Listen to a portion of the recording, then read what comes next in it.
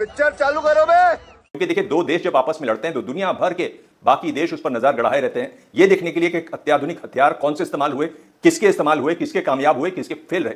तो कि भाई चीन के हथियार फेल हो गए, फुस बम निकले, तुर्की के वो ड्रोन वो तो किसी काम के नहीं निकले। तो कहानी आधी अधूरी, आधी हकीकत, आधा फसाना भी परोसा जा रहा था ना। सीरियस अनिल चौहान को टारगेट करने की कोशिश की जा रही है और ये सवाल पूछा जा रहा है कि दरअसल उन्होंने सिंगापुर में क्यों बोला, ये सारी बातें क्यों कर रहे हैं। ये दरअसल ये वो लोग इस तरीके के सवाल खड़े कर रहे हैं जो दरअसल चाहते ही नहीं कि जब देश इतने बड़े संकट में था तो हिंदुस्तान की लीडरशिप ने अच्छा फैसला किया, गलत फैसला किया, किस तरीके का फैसला किया। लोकतंत्र के अंदर हर नागरिक को ये जानने का अधिकार है कि जब देश पर सबसे बड़ा संकट था तब हिंदुस्तान की लीडरशिप का फैसला कैसा था, क्या वो उस कुर्सी पर बैठने लायक थे, क्या उन्होंने इतना बड़ा फैसला करने की स्थिति या टैलेंट उनके अंदर था या नहीं था। नहीं, पर मैं एक सेकंड आपने कहा जो ये सवाल पूछ रहे हैं वो कुछ एजेंडा, ये सवाल तो मैं भी पूछ रहा हूं, सिंगापुर में जाकर क्यों ये जवाब दिए जा रहे हैं, यहां क्यों नहीं दे दिए, सात समंदर पार क्यों ये किस्तों में जवाब आ रहे हैं। जंग होती है तो नुकसान होता है, जान माल का नुकसान होता है, हवाई जहाज का नुकसान होता है, टैंक का नुकसान होता है, इससे कोई नई बात नहीं। सवाल है कि आप इसको बताना क्यों नहीं चाहते। नमस्कार दोस्तों, सीडीएस अनिल चौहान ने सिंगापुर में ऑपरेशन सिंदूर में शुरुआती नुकसान की बात स्वीकार करते हुए कहा कि हमारे कितने राफेल गिरे वो जरूरी नहीं है, ये जरूरी है कि उस नुकसान से हमने क्या सीखा। उनके इस बयान के बाद देश में राजनीतिक घमासान मच गया है। कांग्रेस समेत विपक्ष सरकार से जवाबदेही और संसद का विशेष सत्र बुलाने की मांग कर रहा है। सवाल उठ रहे हैं कि ये जानकारी विदेशी मीडिया को पहले क्यों दी गई। आज की डिबेट में संदीप चौधरी की वरिष्ठ पत्रकार दिवांग और आशुतोष के साथ बहुत ही मजेदार डिबेट हुई। वीडियो काफी मजेदार रहने वाली है। वीडियो को लाइक करें, शेयर करें और ऐसे लेटेस्ट वीडियो देखने के लिए हमारे चैनल को सब्सक्राइब जरूर से करें। तो चलिए शुरू करते हैं इसकी मेन डिबेट। सतही विमर्श जो हावी हो रहा है इसका भी तो भंडाफोड़ करना जरूरी है ना। देखिए संदीप, ये बड़ी अफसोस की बात यह है कि दरअसल सीरियस अनिल चौहान को टारगेट करने की कोशिश की जा रही है और ये सवाल पूछा जा रहा है कि दरअसल उन्होंने सिंगापुर में क्यों बोला, ये सारी बातें क्यों कर रहे हैं।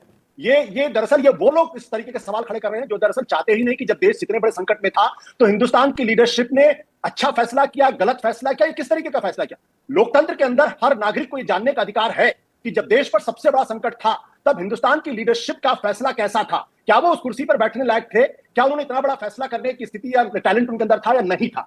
नहीं, पर मैं एक सेकंड आपने कहा जो ये सवाल पूछ रहे हैं वो कुछ एजेंडा, ये सवाल तो मैं भी पूछ रहा हूं, सिंगापुर में जाकर क्यों ये जवाब दिए जा रहे हैं, यहां क्यों नहीं दे दिए, सात समंदर पार क्यों ये किस्तों में जवाब आ रहे हैं।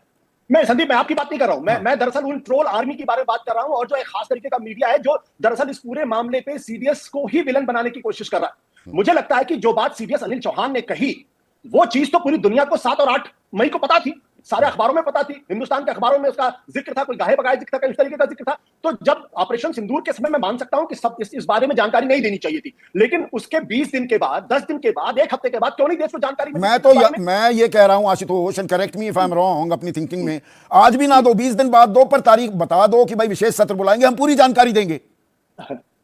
मैं जो प्रश्न खड़ा कर रहा हूं संदीप, वो प्रश्न बहुत वाजिब सवाल है। क्या जो बात सबको मालूम था, ये कोई ऐसा रहस्य नहीं था जिसके बारे में किसी को उसको छुपाने की कोशिश क्यों की जा रही थी, क्या कारण, ये महत्वपूर्ण सवाल है। और मुझे लगता है कि सीडीएस ने बहुत अच्छी बात कही। उन्होंने कहा कि गिरना महत्वपूर्ण सवाल नहीं, महत्वपूर्ण है कि क्यों गिरा। और 2 दिन के अंदर हम लोगों ने अपने क्या सुधार किया। हाँ बिल्कुल, हमने टैक्टिकल मिस्टेक का दूर किया, उसके बाद हमने किया। जंग होती है तो नुकसान होता है, जान माल का नुकसान होता है, हवाई जहाज का नुकसान होता है, टैंक का नुकसान होता है, इससे कोई नई बात नहीं। सवाल है कि आप इसको बताना क्यों नहीं चाहते। नहीं, इसमें एक और फिर बात जुड़ जाती है ना, तो भाई क्या ये कि भाई पाकिस्तान गिड़गिड़ा रहा था, बिलबिला रहा था, उसने आग्रह किया तो हमने संघर्ष विराम किया, और उधर so called my good friend Donald Trump वो 10 बार मध्यस्थता का राग अलाप चुका है कि मैंने मध्यस्थता कराई। तो ये बात तो जुड़ जाती है ना, फिर नुकसान कितना था कितना नहीं था, पाकिस्तान पूरी तरह से गिड़गिड़ा बिलबिला रहा था, उनका आग्रह ही मान लिया या कहानी कुछ और भी है। नहीं, इसमें जरूर कोई ना कोई नई कहानी है। और मैं दो चीजें, मैं अगर आप मुझे वक्त देंगे मैं 2 चीजें बताना चाहता हूं। ये इस देश का दुर्भाग्य है कि जब देश पर इतना बड़ा संकट आया तो उसको 2 सबसे बड़ी खबरें हिंदुस्तान से नहीं मिली।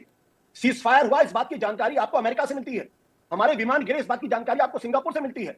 हम हिंदुस्तान के अंदर ये जानकारी हमारी सरकार क्यों नहीं देती है, उसको क्या चीजें जो छुपाना पड़ता है। और दूसरी बात, बड़ी जिम्मेदारी के साथ कहना चाहता हूं कि डोनाल्ड ट्रंप ने जो बात कही वो कोर्ट ऑफ लॉ में जाके कही है, और अंडर ओथ कही है। हाँ, अंडर ओथ कही है उनके वहां पर कॉमर्स सेक्रेटरी यानी कि वाणिज्य मंत्री ने वहां के, और वो वहां अगर और अंडर ओथ कही है, अगर वो गलत होगी तो पर्जरी हो सकती है। पर्जरी के साथ साथ उनको वहां से इंपीच करना पड़ सकता है, जैसे कि बिल क्लिंटन के इंपीच होना पड़ा था। आपको याद होगा अच्छी तरीके से, मोनिका लेविंस्की की वजह से नहीं, उन्होंने झूठ बोला था अंडर ओथ।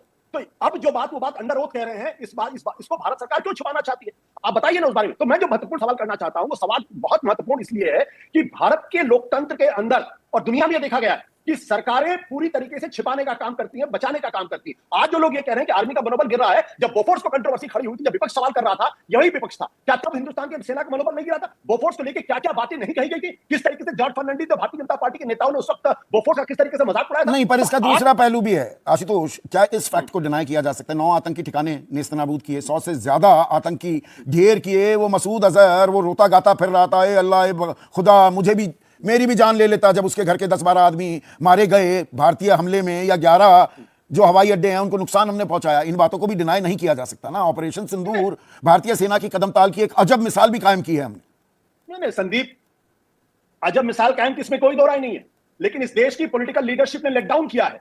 क्यों लेट डाउन किया है? हमने बिना शक क्यों सीज फायर किया? आज राजनाथ जी देश के रक्षा मंत्री कहते हैं कि हमें तो हाफिज सईद मिलना चाहिए, हमें तो अजहर मसूद मिलना चाहिए। जब आप पाकिस्तान की नाक में दम करके उसकी कमर तोड़ करके आप इन दोनों को कहते हैं कि मुझे दीजिए तब सीज फायर करेंगे, नहीं पाकिस्तान को 2 टुकड़े कर देंगे पीओके। आप जैसे पत्रकारों से वो नहीं मिले होंगे, या मैं ये कहूं कि अगर आप जनरल बिपिन रावत की बात करें, वो भी सीडीएस थे, मेरी उनसे मुलाकात हुई और उन्होंने बताया कि किस तरह से उन्होंने मिलिट्री मीडिया स्ट्रेटेजिक स्टडीज में पीएचडी किया है, 3 साल उन्होंने इसको पढ़ा। अगर वो मीडिया पर और थोड़ा पढ़ लिए होते चौहान साहब, तो शायद इस तरीके से बात नहीं करते, जिसमें अगर आप गंभीरता से देखें, मैं देख रहा हूं मेरे जो पूर्व में वक्ता थे उसको डिस्काउंट कर रहे हैं, पर आप देखिए उनको गंभीरता से वो क्या कह रहे हैं। वो कह रहे हैं लॉसेस की बात कर रहे हैं, यानी 1 से ज्यादा विमान देवर, जब उनका उल्लेख कर रहे हैं दूसरे इंटरव्यू में वो डाउन की कहते हैं कि वो गिराए गए, तो देवर यानी 1 से ज्यादा विमान की बात है।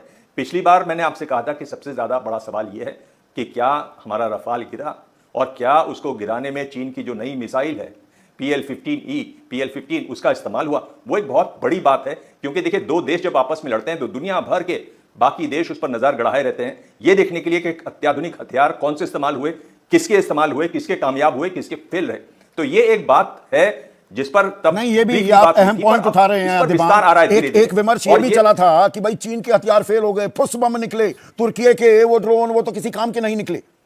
तो कहानी आधी अधूरी, आधी हकीकत, आधा फसाना भी परोसा जा रहा था ना विमर्श के नाम पर। जहां पर ये जो चीन का जो मिसाइल मैं बता रहा हूं, इस पर दुनिया भर की नजर है संदीप। ये मिसाइल ऐसा है, जब ये विमान से अलग भी हो जाता है तो इसका अपना रडार है, उसके हिसाब से मिसाइल चलता है। जैसे ही अलग होता है उसके बाद इसमें एक बूस्टर है जिससे इसकी गति और तेज होती है। 5 मैक मतलब आवाज से 5 गुनी तेज इसकी रफ्तार है। तो काफी ऐसा मिसाइल है जिस पर सब देखना चाहते थे और पहली बार कहा जा रहा है कि यहां इस्तेमाल हुआ। अगर इस पर और विस्तार आता, मुझे लगता है विस्तार आएगा जरूर आगे, तो वो उससे और चीजें समझ में आएंगी। सीडीएस साहब ने जो कहा, मुझे लगता है कि वो इससे बचते बहुत अच्छा होता। और लोग कह रहे हैं कि नहीं, उन्होंने सिंगापुर में कहा तो कोई बात नहीं, मुझे लगता है यहां भारत में बात करते, दूरदर्शन पर या और किसी चैनल पर बात करते तो कहीं ज्यादा अच्छा होता। ये एक बहुत महत्वपूर्ण सवाल है। नहीं, इस सवाल में राजनीतिक रूप से भी है, सेना का राजनीतिकरण भी कहीं जुड़ जाता है ना। फिर यहां पर जो राजनीतिक भाषा इस्तेमाल हो रही है, नैरेटिव गढ़ा जा रहा है, सेना जो हमें बता रही है, दोनों तस्वीरों में तो अंतर आ गया ना। यहां तो समन्वय की जरूरत थी, अंतर क्यों आ रहा है? देखिए वो तो अंतर आएगा, ये अंतर तो आएगा ही संदीप, ये अंतर तो स्वाभाविक है।